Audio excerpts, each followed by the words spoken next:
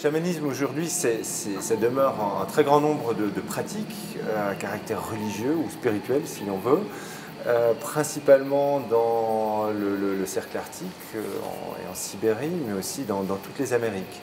Alors, le chamanisme, c'est un peu l'alter ego, le complément de la possession, des cultes de possession qui ont été importants depuis des millénaires probablement dans les autres régions du monde.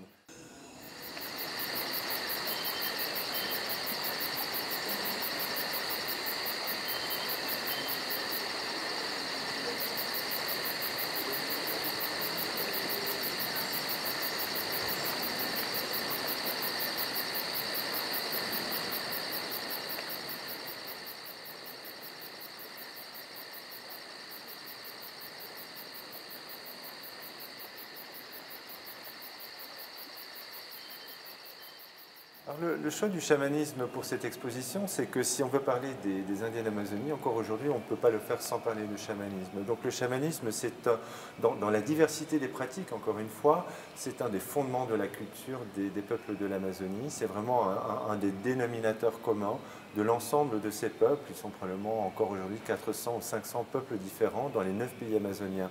Le chamanisme, la mythologie et une vision du monde animiste. Donc une vision du monde animiste, c'est quoi? C'est vivre dans un monde qui est enchanté, dans un monde dans lequel les animaux, les plantes, mais aussi les montagnes, les phénomènes de la nature sont habités. Ils ont une âme, ils peuvent penser, ils sentent aussi, ils ressentent le monde. Donc c'est vivre dans un monde où tous ces êtres qui peuplent le monde et l'enchantent sont quelque part équivalents d'un point de vue intérieur. Les apparences sont différentes, mais dans le fond, un pécari, un jaguar peut penser comme un être humain. Et la mythologie de ces peuples explique toujours comment, dans des temps primordiaux, tous les êtres pouvaient communiquer entre eux et pouvaient changer d'apparence, prendre le corps d'une plante, d'un animal et changer relativement facilement. Et puis, les êtres ont perdu cette capacité, se sont retrouvés enfermés dans un corps particulier, ont perdu la capacité de parler la même langue. Eh bien, les chamans, c'est leur rôle, ce sont des médiateurs entre les espèces, ce sont des ambassadeurs entre les espèces et entre les mondes.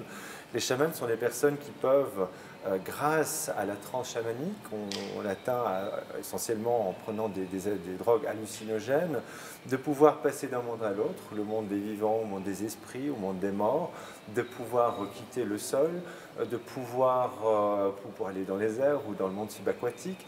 Le chaman peut aussi modifier son corps, donc il sort de son propre corps, il va prendre les apparences et prendre le corps d'un animal, d'une plante, d'un jaguar ou d'un pécari par exemple, pour aller remplir ses missions, comme essayer de retrouver une âme errante ou d'aller punir un sorcier. Donc le chamanisme est vraiment très important encore aujourd'hui en Amazonie, donc avec la mythologie et une conception du monde animiste, et c'est probablement, en tout cas c'est ma perception des choses, ce qui a permis à ces ethnies amazoniennes de survivre à près de 5 siècles de génocide. Clairement, dans un système de pensée animiste, dans une religion animiste, si vous voulez, il y a cette notion, comme je disais tout à l'heure, qu'intérieurement, les êtres sont équivalents. Donc, ils ont une âme, ils ont un esprit, si vous voulez, qui permet aux personnes, aux êtres vivants, de penser, de réfléchir, mais aussi de s'exprimer et d'agir sur le monde. L'enveloppe charnelle, que ce soit celle d'un arbre, être une montagne, une rivière ou un être humain, n'est qu'une enveloppe. Et celle-ci, elle a une vie, elle a une durée de vie, elle disparaît. Donc à la mort, dans, à ma connaissance, toutes les sociétés amazoniennes, à la mort, l'esprit est libéré et va se réincarner plus tard. Soit dans la même espèce, mais parfois dans une autre espèce, ou parfois dans ce qui pour nous n'est pas une espèce, comme une montagne ou un cours d'eau. Alors parfois, ce n'est pas un monde où tout est idéal, et effectivement, parfois une réincarnation peut ne pas fonctionner. C'est le cas quand il y a des attaques de sorcellerie ou des attaques chamaniques, où on va essayer de s'approprier, de détruire l'âme d'une personne ou empêcher sa réincarnation. Mais le principe général, c'est celui d'une réincarnation. Les âmes quittent le corps qu'ils ont habité pendant une vie et vont être recyclées. L'initiation au chamanisme, alors là, il faut bien comprendre que quand on parle de chamanisme, on on emploie un terme général qui n'a d'ailleurs été introduit dans le domaine amazonien que dans les années 40, et par un Suisse d'ailleurs, Alfred Métro, pour désigner une très grande diversité de prêtres ou de devins ou de thérapeutes, si vous voulez, donc qui ont leur nom propre dans chacune de ces langues et qu'on ne savait pas comment appeler. Et par analogie, Alfred Métro a dit, mais en fait, leurs pratiques sont tout à fait semblables à celles des chamans de Sibérie. Le terme chaman vient d'une langue sibérienne. Alors, ces chamans, donc, connaissent une grande diversité. Dans certaines sociétés, c'est un individu qui est plutôt marginal dans la société, qui joue un rôle particulier pour soigner les gens. Dans d'autres cas, vous avez plusieurs chamans et puis ils ont un rôle plus central dans la société. Si vous allez chez les Yanomami, une ethnie très importante en nombre dans le nord du Brésil, le sud du Venezuela, tous les hommes adultes sont chamans et sont initiés. Donc, et là, il n'y a pas de choix, on est initié. Alors, le mode d'initiation et le pourquoi, cela varie encore une fois d'une culture à une autre. Et, souvent, il y a, et ça c'est un principe assez général dans les religions traditionnelles, disons les cultes de possession, le chamanisme, mais aussi parfois dans d'autres religions, il y a un phénomène de révélation.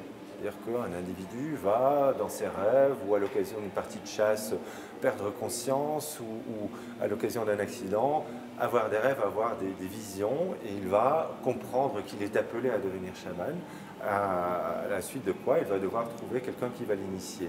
Mais il n'y a pas, en tout cas, de principe de filiation, comme cela existe par exemple dans les cultes de possession en Afrique, où on est devin, parce qu'on était possédé par un esprit qui est lié à l'esprit d'un ancêtre qui lui aussi était devin.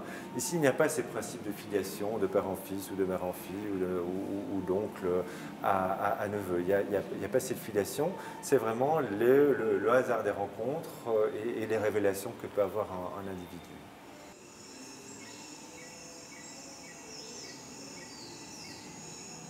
Le chamanisme n'est pas juste une pratique ou un ensemble de pratiques qui a permis à des sociétés de survivre à 5 siècles de génocide.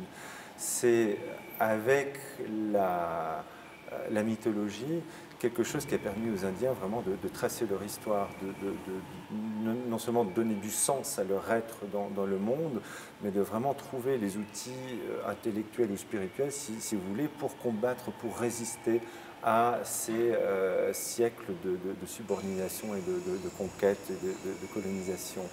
Donc, s'ils ont survécu à tout ça, c'est peu probable que ça disparaisse aujourd'hui. Les populations elles-mêmes pourraient être amenées à disparaître. Je disais tout à l'heure que certaines ne comptent que quelques milliers, voire quelques centaines d'individus. Et ce génocide peut se poursuivre, mais je crois que quand le dernier Indien d'une tribu quelconque meurt, il meurt chaman.